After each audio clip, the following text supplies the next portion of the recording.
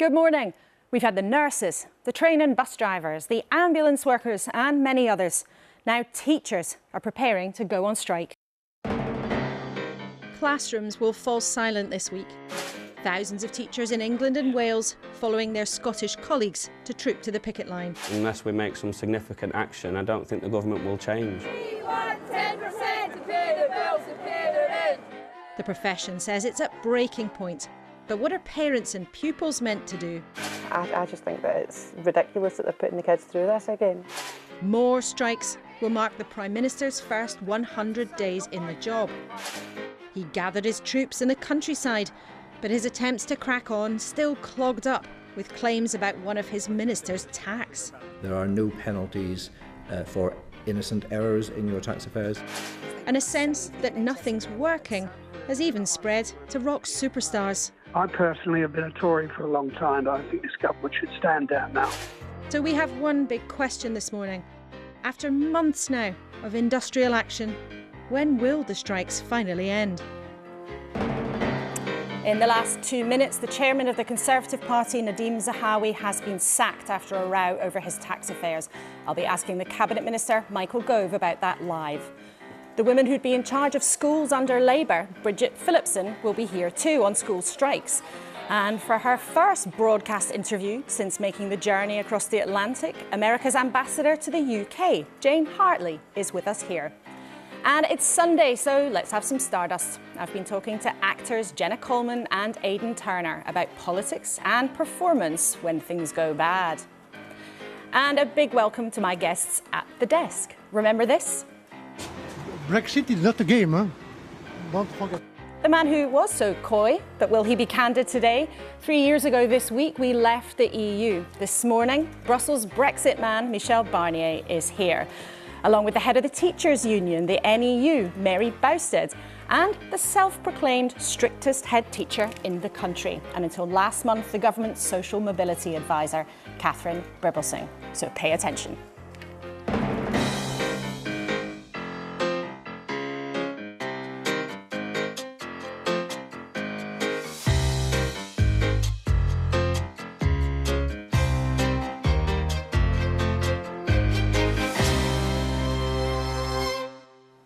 A very good morning. Now, whether you're a teacher, a parent, a grandparent or a pupil, keep watching as this week teachers in England and Wales prepare to join their Scottish colleagues on strike.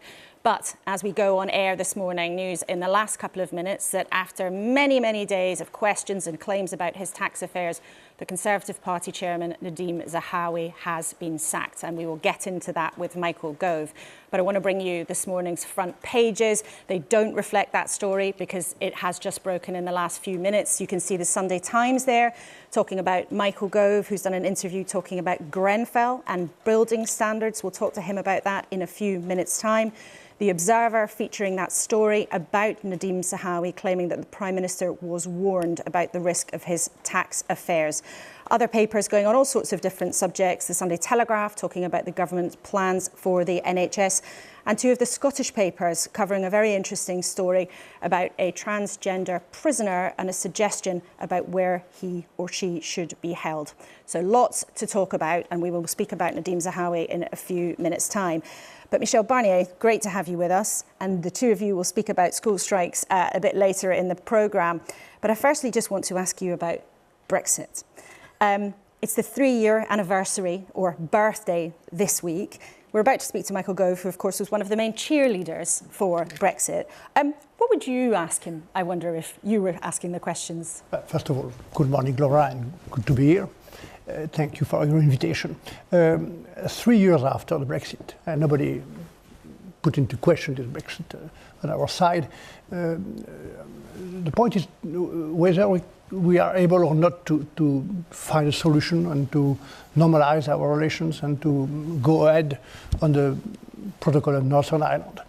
I think there is a way to find a solution in the next few days or few weeks. But more fundamentally, I think that there is another question for Michael Gove. When the British government negotiate and agree on an agreement, international agreement, the House of Commons voted, the House of Lords, My question is, do you implement it? Do you honour it? It is my question. And you feel that the British government has not, or has? Not yet. Not yet. Not Okay. Yet. Well, we'll put Not that yet to Mr. on the key question for peace. And when you speak about Northern Ireland, it's not a question of trade or good. It's a question of peace, stability, and the people of Northern Ireland, the people of Ireland, needs clarity and stability as soon as possible. Okay. Mary, we will talk about the school strikes a bit later in the programme, but I want to ask you quickly for your reaction to the news that's just broken about Nadim Zahawi being sacked. We understand it has been found that he did break the ministerial code. What do you think about that? Well, I'm glad he's gone. I mean, I have to ask the question, what do you do to resign? I mean, he should have resigned when he carelessly forgot that he hadn't paid millions in tax, briefly when he was a Chancellor. Why did he think he could carry on being in post? It's ridiculous. And where are we with the standards in public life where, you know, a week or so more after the event, the Prime Minister finally decides to do what he should have done right at the beginning, which is at least suspend him as chair of the Tory party while these issues were investigated. Well, the Prime Minister chose to follow a process and have an investigation, and we've now got the letter from the ethics advisor, Laura Magnus, who's written, "I consider Mr Zahawi, in holding the privilege of being a Minister of the Crown, has shown insufficient regard for the ministerial code, and he has therefore been sacked and removed by the Prime Minister." Catherine, we will talk about school strikes a lot later on in the programme, but you were working for the government until relatively recently. You decided to leave your post as Social Mobility Commissioner, but what have you made of all of this and the Minister trying to hang on despite all the brouhaha? Well, in politics, sometimes they hang on and they're fine, and sometimes they can't. If he's broken the ministerial code, then obviously he needs to go. So that sounds to me like the right decision. OK, well, we will hear in a couple of seconds from Michael Gove about that. But dramatic news breaking this morning as we come on air, when this time last week in the studio, ministers were trying to get him to cling on. So all three of you stay with us for now. But thank you so much, and also for your questions. Now then, let's put that to Michael Gove. Why did Rishi Sunak hang on to Nadim Zahawi for that time? Why didn't he realise he just had to go some weeks ago when these allegations first came about? Mr Gove, let's put that straight to you. Why has he gone, and shouldn't he have gone earlier on? Hi, good morning, Laura. Well, due process matters. So when facts emerged about the position in which Nadim found himself, the Prime Minister said we need an independent investigation. So Laura Magnus, who, as you pointed out, is the independent advisor on ministerial standards, on ethics, was asked to look rapidly at the situation. He concluded his report. He wrote to the Prime Minister, I think, early today. And then the Prime Minister, immediately upon receipt of the letter, decided that Nadim could no longer stay in the Cabinet. But why 7 days ago did Nadim Zahawi and Rishi Sunak appear to think that it was OK for somebody who had paid a penalty to the taxman while being the boss of the taxman to stay in post? Because I think to many of our viewers last week, that seemed absolutely blatantly like something that wasn't sustainable. Well, as ever, it's always important to make sure that all the facts are investigated fully and properly. And that is why Sir Laura Magnus was given the opportunity to do so, why he's concluded as he did, and why the Prime Minister has acted as he did.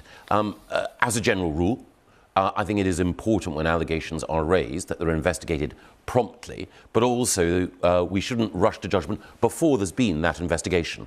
And again, the specific issues of an individual's tax affairs are ones that require, in circumstances like this, a cool forensic analysis, and that is what Sir Laura provided. I think we can show our viewers the letter that was actually written this morning. I think we can bring that up on the screen, the letter that Rishi Sunak wrote to Nadim Zahawi.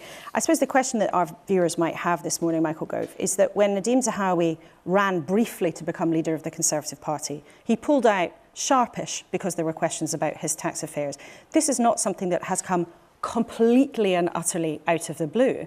And some of your backbenchers, some of your colleagues and some of our viewers this morning will have questions, therefore, about why he was given this job in the first place. Well, again, Nadim is he's a friend of mine, so I can't take any joy in the fact that these events have played out today in the way that they have. But my understanding is that Nadim cooperated completely fully with the investigation, hid nothing from Sir Laura Magnus, and was very eager to make sure that Sir Laura had all of the facts, And then... Well, he didn't really have a choice now, did he? No, quite. And the conclusion... There was never any question, in fact, recently about what had happened, but he tried for a long time, even accusing journalists of trying to smear him who were looking at this. He tried for a long time, it seems, not to come clean. Well, again, I think Sir Laurie's letter is precise in the way in which it delineates what he feels Nadim did wrong with respect to the ministerial code and how serious that is. I think the letter and the decision speaks for itself. But again, when it comes to the position that you mentioned last summer and Nadim's decisions then, my understanding is that there was no information that was brought to the attention of the Prime Minister, either Rishi or indeed Liz Truss, which would have led them to believe at the time that it was inappropriate to have Nadim on the team. But isn't it incumbent on any leader to ask, to check, to double check, to, if as Rishi Sunak wants to run a government, he says, of the highest integrity, professionalism and accountability, shouldn't he have checked, frankly? Well, again, there was no, to the best of my knowledge, I'm absolutely sure that there was no alert that was given to either Rishi or indeed to Liz Truss. So, again, Westminster will always have rumours, speculation, it was in some speculative newspapers reporting. at the time. And I know, Michael indeed. Gove, that you're someone who reads the newspapers with great care and attention Yes. as a former journalist. Do you think it really stands this morning to sit there and say, oh, nobody could have known anything about this until the last few days? Well, I think what it does say, what it does reinforce is the vital importance of having a system that works. And a system which means that when you do have allegations of whatever level of seriousness, that they can be investigated in a way which provides the Prime Minister or the decision maker with the facts laid out. I've seen on occasions individuals, including people not in my own party, harried and pursued by media inquiries, perfectly legitimate investigative journalism, but actually when the full truth emerges, the individual concerned is not guilty as charged, and we need to maintain the principle that an individual is innocent until all of those facts are there, clearly established, rigorously investigated. But in this case, Secretary of State, your friend Nadim Zahawi, who's somebody who's very popular in the Conservative Party, in this case, he accused people who were looking at this issue and writing about it of trying to smear him. Should he say sorry for that? Well, again, I'm sure Nadim will be reflecting today on... Well, I'm asking you, he's not here. No, quite, on this whole question. And again, I'm not going to instruct him on what to do. He will have a chance to reflect. Doesn't it, though, to some of our viewers this morning, reinforce what many of them may think, is that you have Conservative politicians time after time trying to follow their own set of rules, not the set of rules that everybody else has to follow? Well, there are always people who will fall short, whether it's in politics or in other parts of public life or in professional life or in any area. So because someone commits a lapse or a sin, that shouldn't be automatically taken as an opportunity to damn an entire organisation or a way of working. But and I think the critical thing... for the perception it gives of your party, and indeed of this Prime Minister, because he's not the only minister there have been problems with. You know, there's an investigation into Dominic Raab, very serious minister, over bullying claims. Rishi Sunak already had to get rid of Gavin Williamson for sending pretty unpleasant texts to one of his colleagues. This isn't the only problem.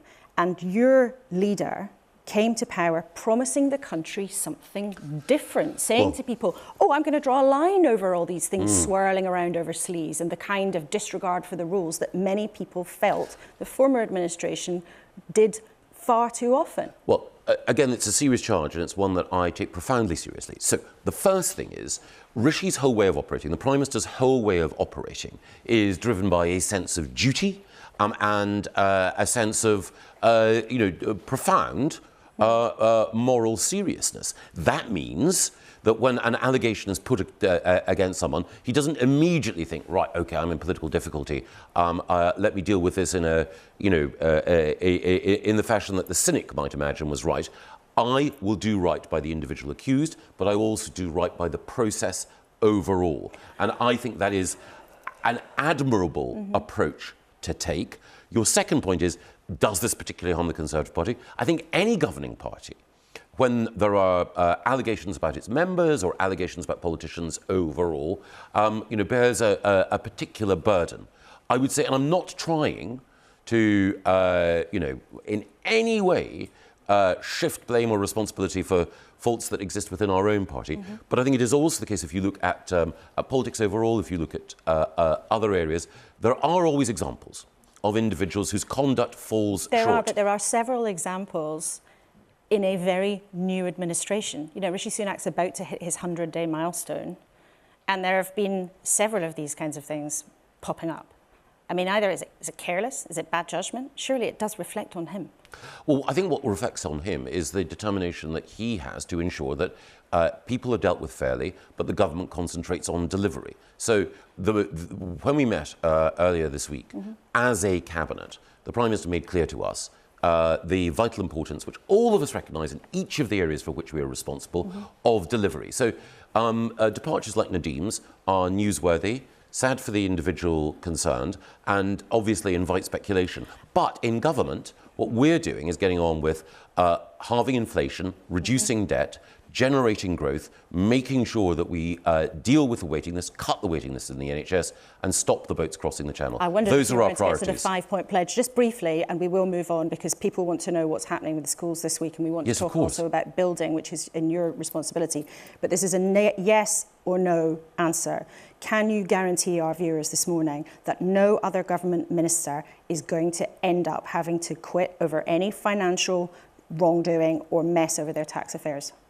Well, to the best of my knowledge, I can't think of anyone who would be in that position.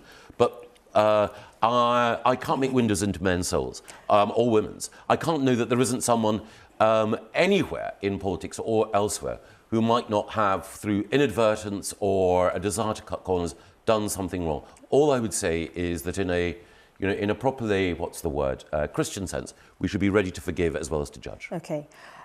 Teachers in England and Wales are this week planning to follow their colleagues in Scotland out of the classroom and onto the picket line. For families, parents, grandparents, pupils watching this morning, that's going to cause huge disruption. How's the government allowed this to happen? Well, I think it's a collective question here. So the first thing to say is I know my son's at school, he's doing his A-levels this year. He will be affected by the strike. And I don't want to apportion blame or responsibility towards any particular individual or organisation. So is it a collective failure? I think there are several things at work here. So the first thing is there are lots of people in the public sector who are understandably concerned because the rate of inflation means that their pay is falling behind. That is true for everyone in the country. And that is why halving inflation, as the Prime Minister and the Chancellor pointed out, is so important. That is Which the best is the Bank of cut. England's job, and that's not down to the government. But in any case, I take your point. The point here is that teachers are getting poorer. Teachers for months have been trying to talk to the Department of Education about this, and the government and the unions have not been able to prevent a situation where families are going to have lots of disruption this week. Again, I think the Education Secretary, Gillian Keegan, has said that the teachers don't need to go on strike to get her attention. Gillian is a warm, determined, thoughtful and caring Secretary of State. She's been looking forensically at the issues that we have in education. She wants to avoid the need for strike action. But as you point out, there's been strike action already in Scotland. And so, this is a problem, a challenge that exists across the United Kingdom. So, Nicola Sturgeon is grappling with it in the same way as we are grappling with it here. And it is a consequence of the broader economic challenges that we face. And that is why if we want to halve inflation, if we want to get growth growing and reduce debt, we need to make sure that the public finances are stabilised. That's what Rishi and Jeremy have done. So the government 5-point pledges has given you a bit of a tongue twister, but I'm sure that with plenty of practice that all government ministers are getting, it'll be rolling off the tongue before too long. I want to ask you about housing. Now, this comes under your responsibility as government. Now, you've said this morning that government shares some of the responsibility for the terrible tragedy at Grenfell. Why has it taken 6 years for a government minister to concede that? Well, I think the principal reason has been we wanted to let the inquiry conclude. So 6 years? Well, nobody needs to tell me how desperately important it was to deal with all of the issues that were provoked by the fire at Grenfell Tower. It was an horrendous tragedy. It was a tragedy for everyone directly involved, the people who lost their lives, the people in that community, but it also had ramifications which, as you quite rightly point out, have gone on for years, not properly addressed. Again, I'm not going to blame any individual for that. That would be wrong. It's now my responsibility to deal with it. And one part of that is tomorrow I'll be publishing a contract which will say to the developers concerned, people who, put up buildings which are unsafe, look, you now have, as you said you will, an opportunity to put that right, to make them safe. But you're also right, government, and it's not the fault again of any individual minister or department or administration. It was collective over many years involving people from different parties. It's a failure of government. Yeah, totally. And it was a failure to effectively have a system of building regulations which could keep people safe. So on that question, you say it was a collective failure by government that allowed that to happen because the system wasn't good enough. So in the last 6 years, since the terrible fire, how many blocks have actually been fixed? Because in June, there was a Freedom of Information request that said there were still more than 9,000 buildings that were unsafe because of fire safety or some other kind of risk. How many of those have been fixed now? Well, the buildings which are most dangerous, those buildings which are over 11 metres, we've made significant progress on, but there are also buildings, over 80 metres. There are buildings between 11 and 18 metres, many of them, which do need to be addressed, far too many. And again, it's because we haven't had action that I'm publishing the contract tomorrow, demanding that developers... But my question is, how many of those buildings are still unsafe? 6 years on, how many buildings are still unsafe? Far too many. Do you know the answer? Well, we're changing the number of buildings that are being remediated every week, but I would say that of the buildings that are most unsafe, as I say, the over 18 metres, the vast majority have now been remediated and the situation has been addressed. There are buildings which are at a lower level and where the risks are smaller that are still unsafe where work requires to be done. OK, well, it'll be interesting. We'll watch with interest as the full details of your announcement come later this week. As Michel Barnier is here, it's the third anniversary of Brexit this week, he wanted me to ask you, is the UK government a country that actually honours deals that it signs? Oh, absolutely. Well, that's not what he thinks. Well, Michel and I haven't always seen eye to eye. Admire him though I do. But I think it's the Northern Ireland Protocol that Michel was particularly referring to.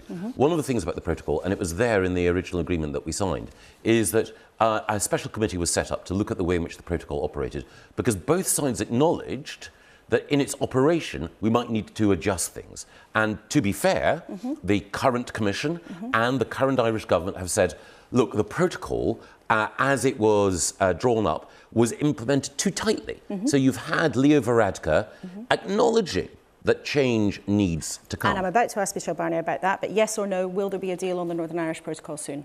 I hope so. You hope so. OK, not quite yes or no, but we got through lots there. Michael Gove, thank you very much for coming in this morning and discussing that breaking news. So, a bit more on that.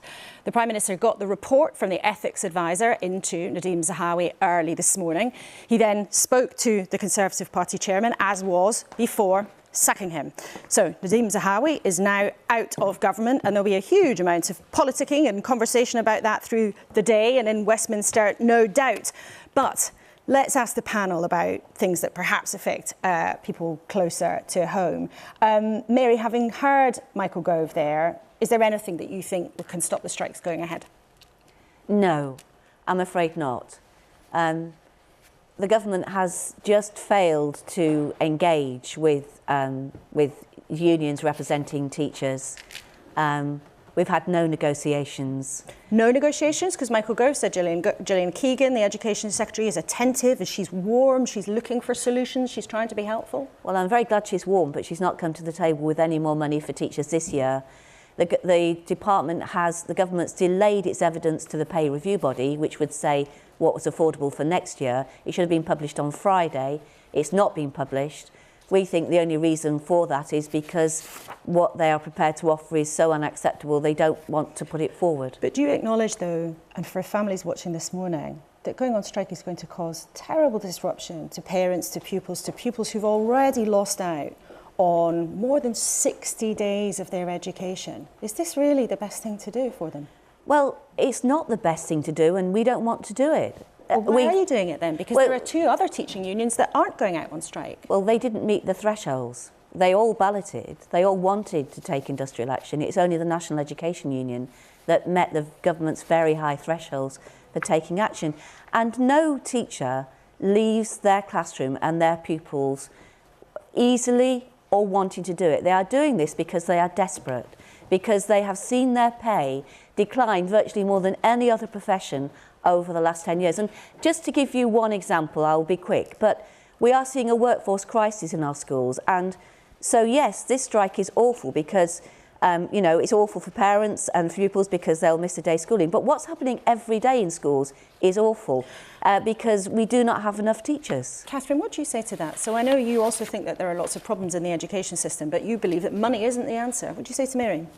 Well, look, I'm a head teacher. I'll never say no to more money, but I do think that it's more complex. I think, for instance, about our Year 11 and Year 13 children. Last year, up to a third of GCSE exam content was cut with the understanding that we'd just been through COVID and that those children had been affected. The children going through this year are affected in the same way. It's just that it happened when they were in Year 10 and when they were in Year 12, and yet no changes have been made at all to their exams, and now we're striking. It worries me. I worry about the families. I think about our families who have moved from insecure job to insecure job, part-time, trying to find something, because during COVID, of course, they were hit hard and they don't work for the public sector. Having said all of that, I think teachers have cause. I understand it is really hard for teachers. But, and while, you know, Mary has good points about pay and so on, I don't disagree with that.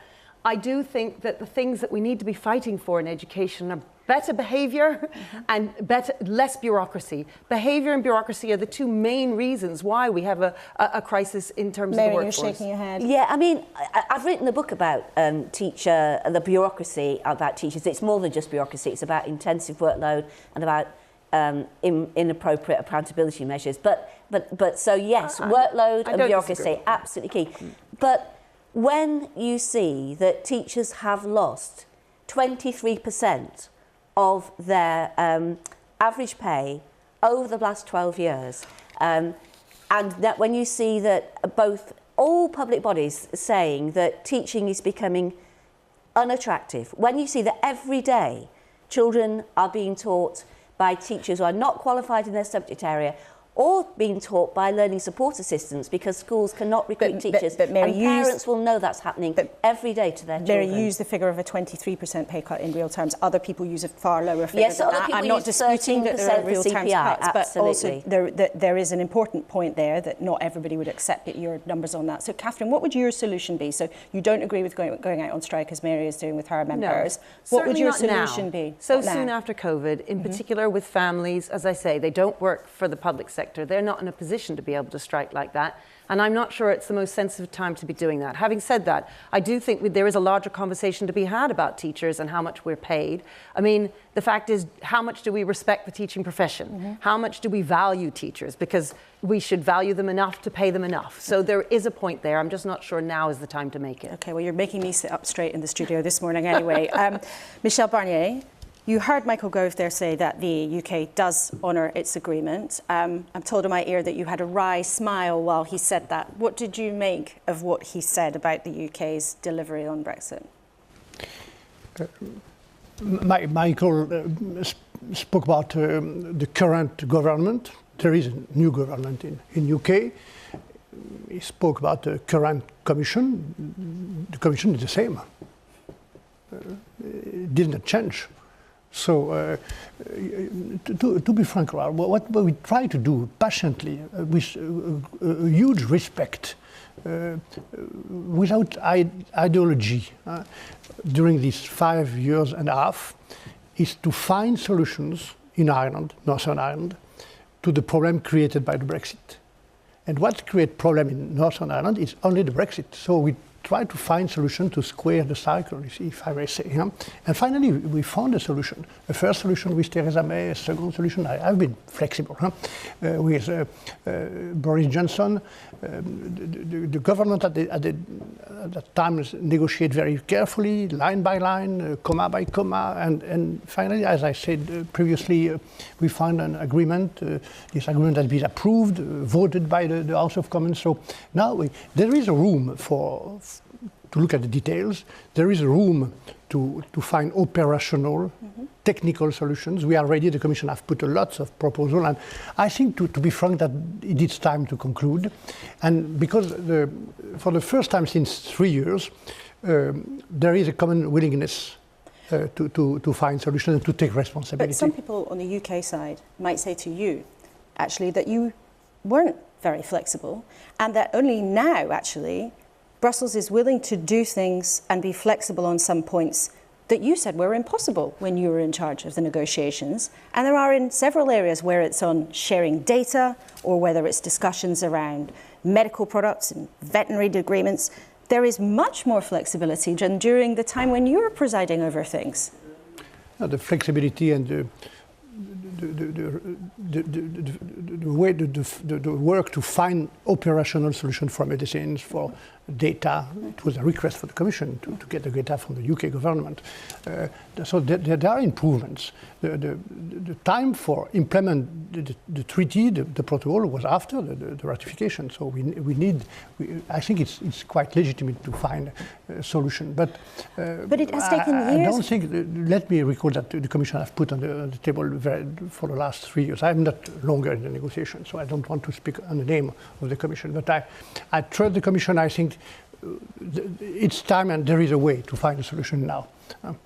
If there is a common willingness. And I think for the first time since 3 years, there is this willingness. And I never forget all along the negotiation that behind this negotiation complex, Brexit is very complex, what is at stake, what is the most important is the peace and stability for the Irish people. But isn't it frustrating, if you're watching in Belfast this morning, for example, or if you're somebody who cared passionately about Brexit, isn't it quite frustrating to think, well, now, after years of uncertainty, very real consequences in people from Northern Ireland, doubts over the Good Friday Agreement, wouldn't people be pretty entitled to be frustrated by the fact that you're sitting here now saying, yes, there can be flexibility, yes, there can be solutions, when actually there could have been solutions a long time ago?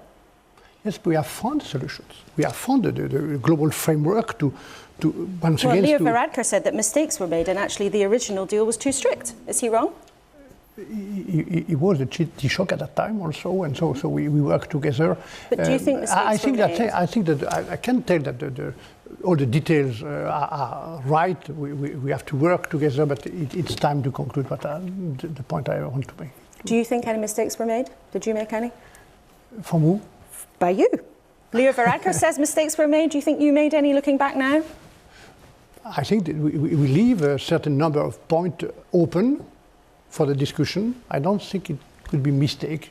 We can speak about mistake. I think I work all along this process with a huge flexibility. I work with a greater respect. If you look at my book, you tell the inside story, your secret Brexit diary. I think it is interesting to read to understand the complexity of the Brexit. Huge complexity, the complexity of the negotiation. But if you read this book, which I wrote every day during all the negotiation, every night, you can see as the proof that I always work with respect for the British people, for the Irish people, also for the government and for all the actors. And this respect was the key point for the negotiation. And it sounds like you're saying, but let's just be really clear, you think there will be a deal soon to tie up the Northern Ireland Protocol after all of these many years of angst? I hope so. I think that there is a way, because for the first time, once again, since 3 years, I see a common willingness to take responsibility on both sides. Michel Barnier, thank you very much indeed for now. And Catherine and Mary, thank you both for now. But stay there, because we'll be back with you at the end of the programme. And we'll have some reaction also from the Labour Party, of course, to the sacking of Nadim Zahawi in the next 10 minutes. And as always, we want to hear what you think too. You can email us at kuenssberg@bbc.co.uk. Use the hashtag on social media, hashtag BBC Laura K, if you're that way inclined. And do get in touch. We'd like to know what's on your mind. Now, for something completely different. It's been a while since we've talked about that dreaded phrase, the special relationship. The friendship the UK always hopes really matters to our cousins across the Atlantic, but sometimes they have other things going on. But I'm delighted to say that the new US Ambassador Jane Hartley to the UK is with us this morning for her first television interview since she took the job. We can see you on the screen being sworn in by Her late Majesty, but over Zoom because it was a very different time then. Welcome. Thank you. You've been ambassador for some months now. What do you make of the UK so far? I've been ambassador for 8 months, and I arrived about a day before the Platinum Jubilees started. And our confirmation process, as many people know, can be very complicated. But because of the respect for the Queen, in the end, it didn't feel rushed to me, but it was rushed, and I was voted unanimously. And that was a special time. And you talked about presenting credentials. I think I was the last ambassador to present credentials to the Queen. And I will never forget that. It's a very meaningful footnote. Very, very meaningful. And what are your impressions of the UK so far? Well, it's been an interesting time. I've been here 8 months. Say that. I was trying to think of the adjective. I've been here 8 months, and I've had 3 prime ministers, and obviously 2 monarchs. But my impression is that the special relationship, as you mentioned, is very much real. You know, when I was on the other side of the Atlantic preparing to come over here, and through all my Senate meetings, confirmation meetings, everybody would talk about the special relationship. I think until you actually get here and work with the government, you really don't realize how special it is. I've been, as you know, I've been an ambassador before, I've worked at the White House.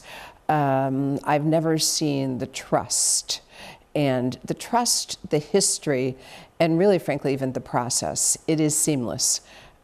We share intelligence, our militaries work together.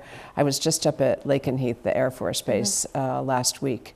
And it just brought home to me, as we talked about Ukraine, what we're doing together. So I don't think there is another country like that in terms of our relationship. And if our relationship still is so special, and there I did it, I used the phrase, why then is the promised trade deal between our 2 countries a million miles away? I mean, it was promised by Brexiteers during the campaign, but it was promised by the former president.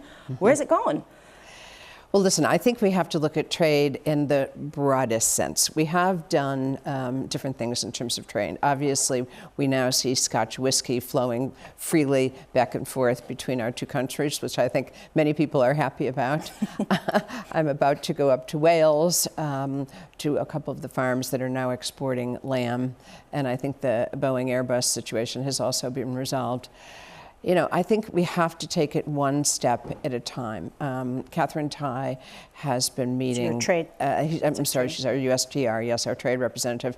We've had many meetings, including one really terrific meeting a while ago in Boston on small and medium-sized business. But on that big trade deal, though, it sounds like you were saying to people this morning, President Biden is not going to give the UK an all-singing, all-dancing trade deal that used to be on the table.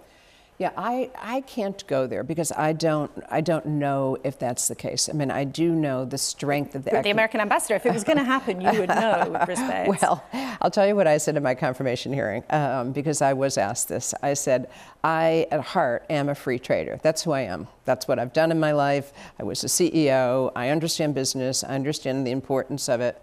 But I am not negotiating the deal. I will be an advocate for it if we get a deal that, it really has to help workers on both sides of the Atlantic. One of the other things I know that the White House is taking a keen interest in is what is happening around Northern Ireland and the protocol, as we've just been discussing with Michel Barnier.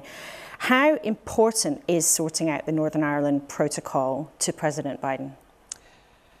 Listen, we are not part of the negotiation, and we want to make that clear. This is between the UK and the EU.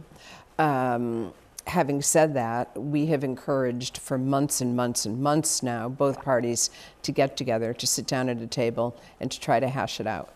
Because what is important to us is that all of the progress, the peace, the prosperity from Belfast, Northern Ireland, Belfast Good Friday continues. And I was up in Belfast a couple of months ago, well, maybe not that long, 2 months, 6 weeks, something. And I was amazed. It's an incredible community that seems poised to take off. There's a huge amount of American investment in there already, some major companies. And in my discussions with them and others, people are saying, great education system, once an entrepreneurial spirit, many young people. But I don't think you're going to find a CEO, at least an American one, investing when there's political instability. But there is concern in the unionist community in Northern Ireland that this different relationship that Northern Ireland has with the EU to the rest of the UK pulls them closer to Dublin than to the rest of the UK. Do you think if the protocol progresses, that makes the path to a united Ireland more likely? I don't have enough information on that, but what I would say is if they have a protocol that works for them in some ways, they're in the most positive of all worlds because they get to trade east and west and north and south. And from an American standpoint, I would love to work with them on bringing more investment to Northern Ireland. Okay, you've been here at an extraordinary time, as you said. You were sworn in while the Queen was still alive, and you've met the new King now. Yes. There's also been huge attention and discussion of Harry and Meghan's move to the US. Is there a lot of sympathy for Harry and Meghan in America, do you think? I never like to go into family dynamics because I'm from a very big family myself, and we never talk publicly about our own whatever our intention. By the way, I'm very close to my family, and just for the record, my son is here. He's been here. I'm seeing him for dinner with my daughter-in-law tonight. My daughter is in New York. I miss her terribly. She comes over, and my husband's here about half the time. But this isn't just a private family matter. No. I mean, this has been a huge story, and it does certainly seem on the other side of the Atlantic that there has been a very genuine swell of support for Harry and Meghan. And do you think that the reputation of the royal family has been damaged or tarnished somehow by all of this? Listen, I will only give you my personal opinion, and remember, I have not been living in the United States, I've been living here. But as you said, I've met the King, and I was up in Scotland at Dumfries House a couple of weeks ago.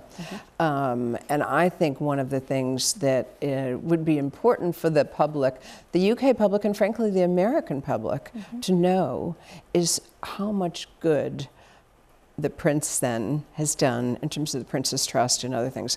That message is not out there.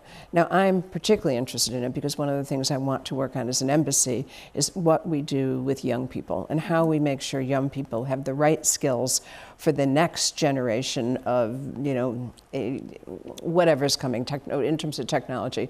And I think that, working with employers, which the Prince's Trust has been doing on apprenticeship and training and things like, to make sure the next generation has skills and also has hope. And I want to commend them for what they did, and I think more people should know about it. Okay, well, you've done a very good job there of explaining to our audience some of the work that they do. As you're here, and people in the UK watch the US very closely, and I must just briefly ask you about the very disturbing pictures that we've all seen overnight over what happened in Memphis with Tyree Nichols. What is it for Brits watching this? What is it about American police forces that this kind of terrible thing just seems to keep happening? I'm heartbroken, to be honest with you, as a mother, and watching that video was pretty horrific. When it first came out, I hadn't seen it, and my daughter got a hold of me, and her question was one I would want to ask many elected officials. She said, "Why does this keep happening?" And I think it's a question we should all be asking. I think there is legislation on the Hill right now that the Biden administration has proposed. It is stuck there. Hopefully we will, after this incident, we will do something to try to pass it. But it's much more than that. I think communities around our country have to have a discussion with their communities. Are police being trained in the right way? You know, are we recruiting the right type of people? We did, you know, there were some improvements after George Floyd in terms of cameras on police, no chokeholds, things like that. But we have to go much farther. We just can't keep this happening. It's a horror for every mother that's out there watching that video, every person. Ambassador Hartley, thank you so much for coming in this Wonderful. morning. It's great to have you in the studio. Come back another time. I will, Thank you very much. absolutely. Thank you. Now, time for a different kind of special relationship. You've seen them on TV, two of the brightest stars in our living rooms in recent years. The doctor's assistant, Jenna Coleman, and Mr. Poldark himself, Aidan Turner, and they're creating a different kind of magic right now, playing a couple on stage whose relationship is put under the cosh when a fictional draconian government tries to control not just what we do, but how we communicate, limiting the number of words we can all use a day. That would be a problem in this studio. Their characters can only utter 140 words. Here's a taste of how that plays. Okay, do you think we can describe this play in 140 words? So this play is about two people, Oliver and Bernadette, who are living in a world where a piece of legislation has been established where every person in that country has a word limit of 140 words per day. So if you only have 140 to use a day, which are your favourite ones? You're actors, artists, you work with language. What are your favourite words? No, you were going to ask this. Did you not prepare this answer? I should have. I always liked the word candelabra, and I don't know why. It and feels good. It's not useful. It's not that useful anymore. Slaunch is a good word. That's an Irish word. Those are both very good words. On the one hand, it seems impossible to imagine that you'd ever have a situation where a government would limit the number of words that we're all able to use a day as individuals. Except, go back a few years, it would have been impossible to imagine that we'd have lived under a situation where governments told us all to stay at home during COVID. Right, exactly, yeah. And this play was written when, 2015? It's so fascinating that Sam wrote. I mean, this is not in any way a play about the pandemic, but obviously during rehearsal process, you can't help but align, you know, and draw comparisons. Apparently, it's been really good in Norway. For what? For, okay, so since quietude came in, I hate that word. Workplace bullying has gone down, drunk texting is basically over, people are eating more root vegetables for some reason. It sounds like some rock solid data. Oliver, you're being... I'm being rightfully angry. They're using this faux benevolent nonsense to lock us all up in some linguistic gulag. Where are you getting this from? The news. And you know my thoughts. There's a brilliant sequence that we have where the law is first passed and it's like instant, okay, great, okay, there's a bit of a manic energy of survival, let's talk in Morse code, let's create, you know, and I think so back to that beginning of the pandemic period where suddenly, you know, there was a kind of a hysteria, you know, like, I mean, memes and fear. Fear. I mean, toilet roll, literally, you know, that kind of that at the very beginning of the pandemic, and it's so, you can feel it in the play at this point. There's a very big conversation at the moment about whether free speech is under attack. Have people become too careful about some of the things that they say? Yeah, I think it's really interesting. I mean, at a moment in our play, there's an amendment that comes into, that's passed, where some people in some professions get a certain license to say as many words as they like if it's work-related in their workspace. So one of the first people to get it are politicians and lawmakers, and there's these kind of, I think we call them like word sanctuaries that are set up where they can go in and just chat. Really? Yeah, so the House of Parliament is one of the first places, where Westminster, where they can go in and just freely talk. And then they've started to set up communities in there where there's, you know, I think my character talks about there being like gyms in there and 28 restaurants, and people are just hanging out now to chat. So we can see this divide between people who are just getting their standard 140 words, my character who's just a musician, and people like politicians and lawmakers. What do you think it says in the play that politicians are able to set their own rules for themselves that are different to the rules they set for the rest of us? And have like live-in places where they go and chat and have parties and stuff? I don't know, I've never heard them. They wouldn't do something like that, would they? Well, I don't know. Not. You tell me. What does it say? I mean, it's just interesting, isn't it? It's an interesting take that when you're the lawmakers and you do these kind of things, I mean, who are the first people to get it? I mean, usually themselves. Jenna, for lots of people, they first saw you, blaze to stardom as part of Doctor Who. Mm-hmm. But I have to ask you, what was the best and worst thing about being in Doctor Who? I'm good. Best was every day was very, very different. In terms of you were being hung upside down on wires and stunts, running down corridors. Every 2 weeks is a different episode. Amazing actors in and out all of the time. And also the nature of the storytelling was like being a kid in a storybook, like every single day. How long were you on the show for? 3 series. Did 3 series. I had with Matt Smith and Peter, who came in, so I had I got to work with 2 different. Yeah. I used to have a teacher exactly like you. You still do. Pay attention. Any downsides at all? Downsides, I think for me, I just love change, and it was a really long time to play one character. I was yearning as much as I love Cardiff. I was yearning to leave when I did. And what about Poldark? So that was a huge smash around the world. You said when you were returning to the stage, you hoped that the success of Poldark would bring a whole new audience to come and see you to the theatre. All the fans just came from Poldark. Every single one. It must have been a long-running play. Now.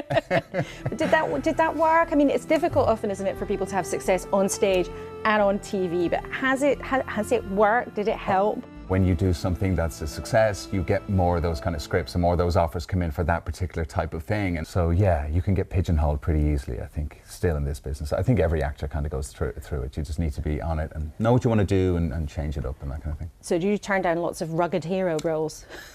Not anymore. I think I'm too old. I think that day is over. At 39? Yeah, gone. My day is gone. Your days as a rugged hero are gone. I'm not sure if many of our viewers would agree with that.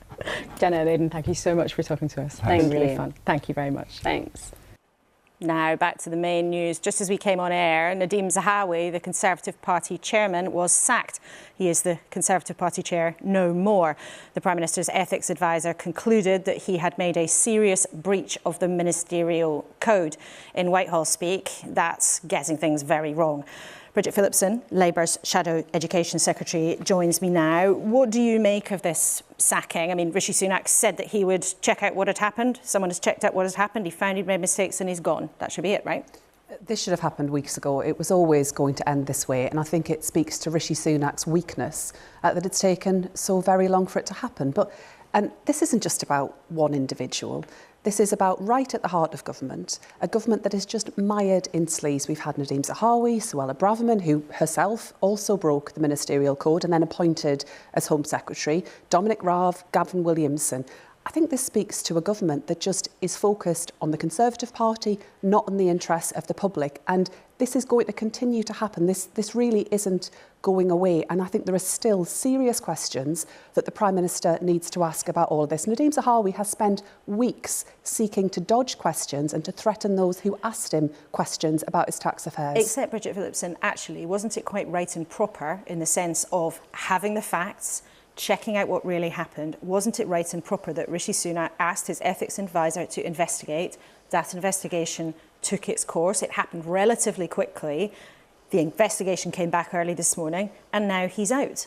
I mean, would you suggest that ministers should just be chucked out at the first sign of something going wrong? This is very serious, and Nadim Zahawi has spent a very long time dodging this. And I do just think it speaks to Rishi Sunak's character and his judgment and his weakness. He's not prepared to do what's right for the country because he's focused on what's best for the Conservative Party. He had no choice but to sack him. He should have sacked him weeks ago. It was always going to end this way. But what happens yet again? We have focus and discussion about all of these terrible things right at the heart of the Conservative Party when the British people know that we face big challenges. It will take a Labour government to get our country back on a better path. I think we've got a brilliant future ahead of us, but if we've got a country that's, where it's all about the interests of the Conservative Party, we're not going to see the change that the people of this country need. The Liberal Democrats have said this morning that Nadim Zahawi should also stand down as an MP. Do you agree with that? I think that's for him. I don't see his career's got much road to run, really. But, I mean, my focus is on not just Nadim Zahawi as one individual, but right across government what we see. You know, Suella Braverman broke the ministerial code on an issue of national security. And what did Rishi Sunak do? He made her Home Secretary. Well, I think that's his weakness and his failure of judgment. And that's something we've discussed in the studio on another occasion when that was happening. Let's talk about something a lot of people are worried about happening this week. Teachers walking out on strike in England and Wales, like's already happened in Scotland. Should teachers go on strike? I don't want strikes to go ahead. Like all parents, I'm concerned about the disruption that will cause. But the only reason these strikes are happening is because government ministers haven't been serious about negotiating. That wasn't and my of course, question, Nadim Zahawi was the Secretary of State at the time when this first reared its head. But when you've got ministers focused on their own tax affairs, it's little wonder that we don't get proper negotiation on teacher pay. That wasn't my question. Should teachers go on strike? As the Shadow Education Secretary, what is your view on whether they should be walking out or not? I don't want them to be out on strike. And if I were Education Secretary, I'd be round the table trying to sort it out. When you speak to teachers across our country and school leaders too, they tell you that this isn't just about pay. It's about the fact that they feel undervalued and underappreciated for the work that they do. Look at what they did during the pandemic. And what did the government say? They don't deliver a proper pay rise. In fact, experienced teachers over the last decade have had a 13% pay cut. Under Labour, teachers got real terms pay increases. Now, we won't be able to fix all of this overnight, given the scale of the crisis we see in our economy. But we do deliver a fairer deal for teachers. Why won't you answer that question, though? Do you think they should go on strike or not? Because I want to be the next Education Secretary and I'd be a party to that discussion, sat around the table trying to get a settlement. It's not for me to insert myself into it in that way. I would want your view. And actually, not so long ago, during the pandemic, which you mentioned, your party leader, Keir Starmer, said very clearly he didn't think teachers should take industrial action. So why does it make sense for Labour to take a position on one time and on another occasion you're saying, I can't take a position because I want to be the next Education Secretary? I want what all parents want, which is my kids in school. They've missed out a lot. Of course they have. But the only way to sort it out is to get around the table and to have a conversation. Ministers have left this right until the 11th hour. They haven't been serious. I don't understand why in 2021 Keir Starmer was quite happy on one occasion to talk about, to give a clear view on whether teachers should take industrial action. And now this morning, you're not willing to give our viewers a clear view on whether or not they should go on strike. I never want strikes to happen. No worker wants to go out on strike. Teachers don't want to be out on strike. Doctors don't want to be out on strike. Nurses don't want to be out on strike. When you're having industrial action, that's because you've got a failure to properly get to a position that everyone can live with. And when you've had 5 education secretaries in a year, it's little wonder that you don't get to a position of agreement. But I do think it's about addressing, yes, pay, but those wider pressures in the system too. Teachers are fed up and they've got to the end of the road. I understand that. I completely understand that.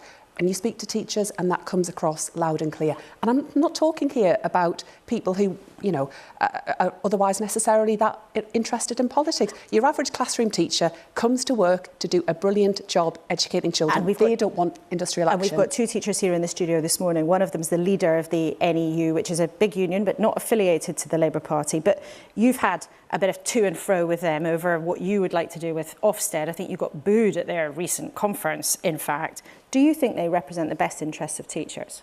I think all trade unions seek to do what's right by their members, and I would apply that to the National Education Union too. I will work constructively with trade unions to get a better deal for our children, but I will never compromise on standards, and I want to make sure that every child in every corner of our country gets a brilliant education, and that will be my priority. Putting children first, delivering what's best for them. And are you determined to give Ofsted more powers, whether the unions like it or not? Just briefly. Ofsted needs a total shake-up from top to bottom. OK. Bridget Phillipson, thank you so much for coming in. We're slightly squeezed for time because of the breaking story at the beginning of the programme, but it's great to have you in the studio as ever. Thank you very much indeed. Now, it's nearly 10. When we just came on air, the news broke that the Conservative Party chairman, Nadim Zahawi, had been sacked. Here's what his now former colleague, Michael Gove, had to say. As ever, it's always important to make sure that all the facts are investigated fully and properly. And that is why Sir Laura Magnus was given the opportunity to do so, why he's concluded as he did, and why the Prime Minister has acted as he did. As a general rule, I think it is important when allegations are raised that they're investigated promptly. Now, time for our last couple of minutes with my panel. Michelle Barnier, Mary Bousted, the teachers' union leader, and Catherine, strictest head teacher in the country, is with us. That sacking, dramatic politics, what does it actually say to you about what's going on in this country, Catherine? Well, it shows that we hold people to account, and I, being the strictest headmistress, believe in in exactly that. So I think it's right. You do an investigation and then you come to a conclusion, and sadly, it is what it is. Mary, do you think there's any way that these strikes can be called off? Well, I'm ready, as is my co-general secretary Kevin Courtney, to negotiate anytime, anywhere. We have Monday and Tuesday, but I don't see that the government at the moment is serious about negotiating, and we would not have got to this point if they had started to negotiate with us last October when we first decided to ballot our members. And since we announced the ballot result, we've had over 34,000 teachers join the union, and I think that shows the strength of feeling. Bridget Phillipson is absolutely right. Teachers are at the end of their tether. They feel undervalued, they are underpaid, they are completely overworked, but more importantly for parents, parents throughout the land at the moment will know that their children are either being taught repeated by cover teachers or by learning support assistants or by teachers not qualified in the subject they're teaching. And that's an epidemic in our schools. And we'll watch carefully what happens in the next few days, Mary. Thank you for that. And Michelle Barnier, just finally to you. We've had a dramatic sacking while we've been on air this morning. You witnessed a lot of UK political turmoil. How do you look at us from across the channel now? Briefly. Nobody can give lessons. I will certainly not give lessons. Nobody can be happy with the difficulties of the UK, social, political, or economic. But I think all the difficulties are not linked to the Brexit. They're not linked to Brexit. But every difficulty is more difficult and more serious because of the Brexit. Very difficult because we're always up against the clock and we have to leave it there, I'm afraid. Thank you, all three of you, so much for your contributions this morning. Excellent insights. And listening to them, it's clear the scale of what the government faces, not least because this morning the Prime Minister sacked his party chair following weeks of revelations about his tax affairs. The Prime Minister said it's clear there's been a serious breach, but maybe big questions remain too about what Rishi Sunak really knew and when he knew it. And did he have to wait this long for Mr. Zahawi to depart? I have a feeling that these matters will not disappear quickly. Thank you so much for watching. As ever, you can catch up on anything you missed on the iPlayer. But until next Sunday, goodbye.